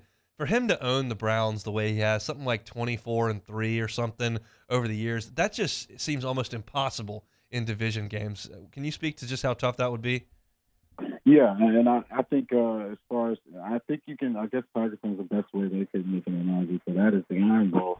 No matter how bad Auburn is in that season or that year, that they're gearing up to play Alabama, and so for Ben and the Steelers, the Browns is a division game that they're playing for years, over 50 years of playing that team. Yeah. It's a tough division game, so you got to throw records out the window and to just win in dominant fashion year in, year out. That's nothing to stop over. That's very, very impressive. So if he does, I guess, get in on the first ballot, I think that would be another reason why for sure. All right, stay off the tequila, fluids, and naps. We need you back here, all right? Yes, sir. Yes, sure.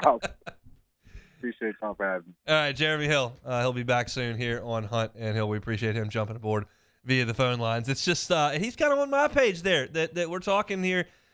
He's talking about stuff I wasn't even talking about in terms of setting protections and changing plays and calling the offense and doing all this stuff that he's never done in his life. And he had 2 weeks to get ready to do this if it is John Trey Kirkland or if it's a walk-on that's never played.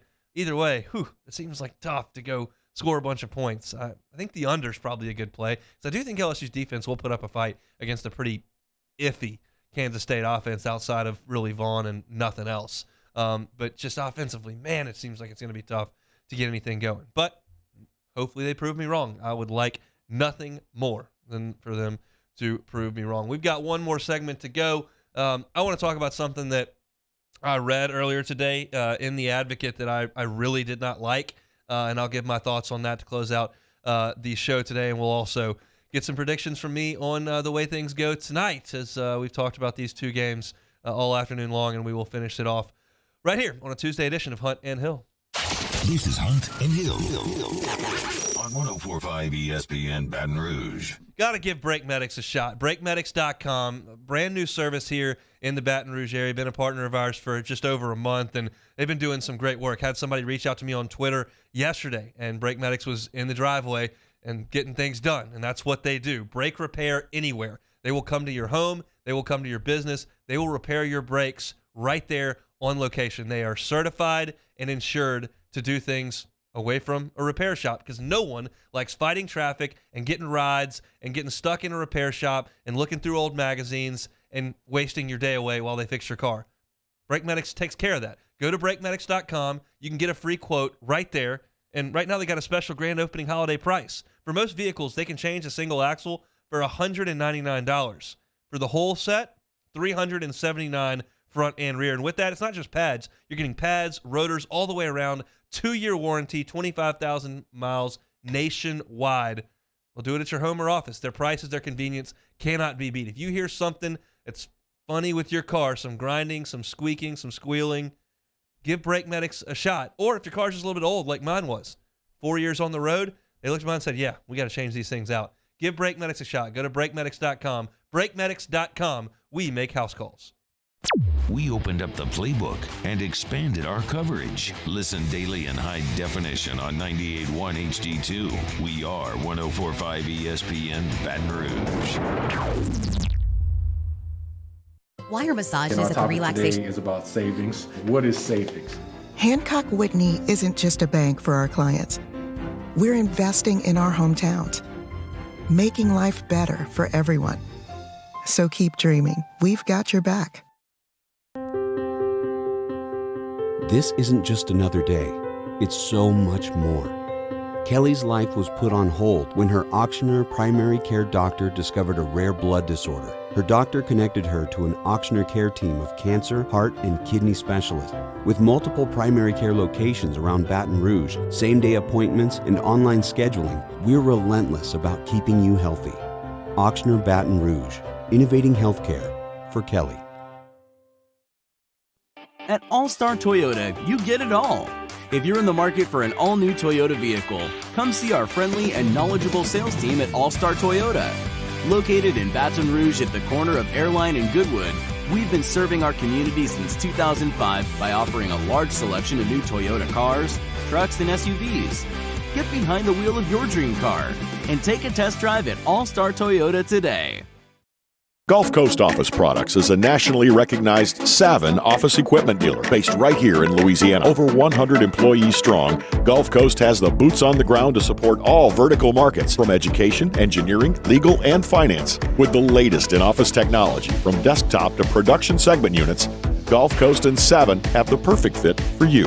Call 225-756-2644. That's 756-2644 for Gulf Coast Office Products.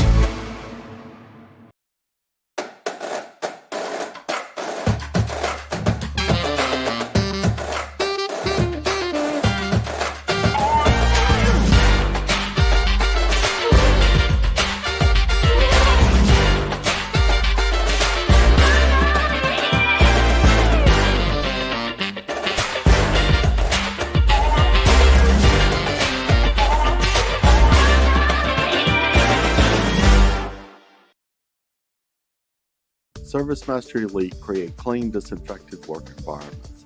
As a local business, we take pride in serving the New Orleans and Baton Rouge areas. Our cleaning protocols follow CDC and OSHA standards for healthcare settings, offices, senior living, restaurants, and industrial plants. Contact ServiceMaster Elite to get your operation ready for reopening with germ disinfection cleaning. ServiceMaster Elite, the trusted choice in professional cleaning since 1996. Gulf Coast Bank and Trust is giving our customers the power to bank anywhere, anytime during this challenging event. And we're right there with you. Our mobile banking app is a smart way to manage your money and time. Gulf Coast Bank and Trust, the bank that cares. AFR presented by Insurance Network of Louisiana. A jam-packed day. We're previewing LSU, Kentucky, and hoops, and the Texas Bowl with LSU and Kansas State. Join us 3 to 6, 104.5 ESPN Baton Rouge.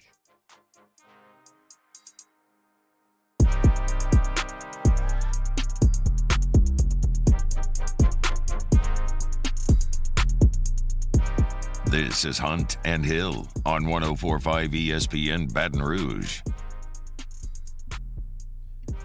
Wrapping things up on a Tuesday. I am starting to get a little bit more excited. I mean, obviously, LSU Kentucky on the hardwood is going to be great.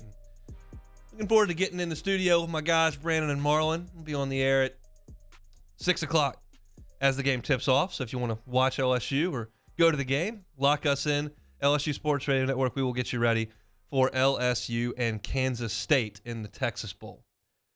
But before we get to that, I do want to talk about something that's very near and dear to my heart that I read in The Advocate today.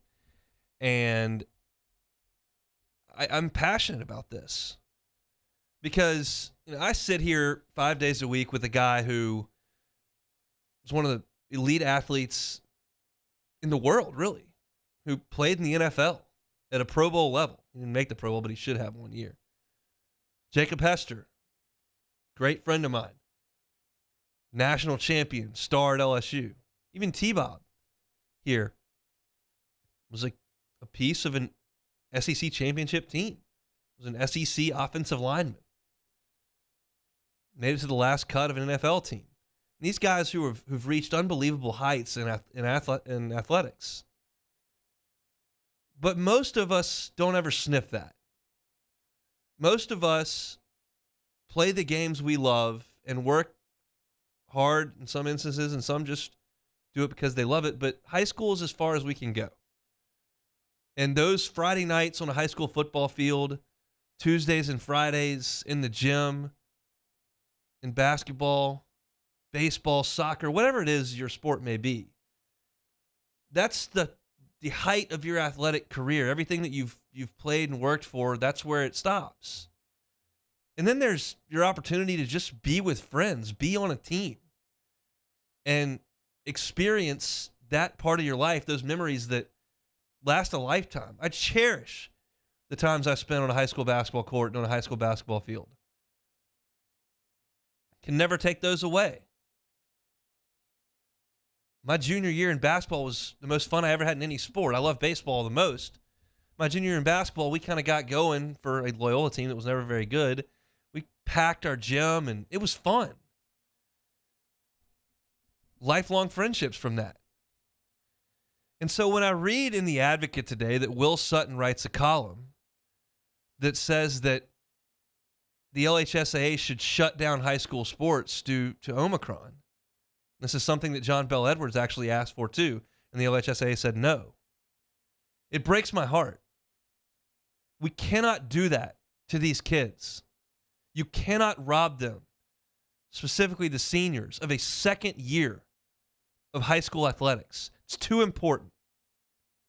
It means too much. You can't take kids out of practice and out of games and send them home to the couch. I understand that we are still experiencing loss because of this pandemic. I know someone in their 30s that recently passed away from COVID. I understand it's still there.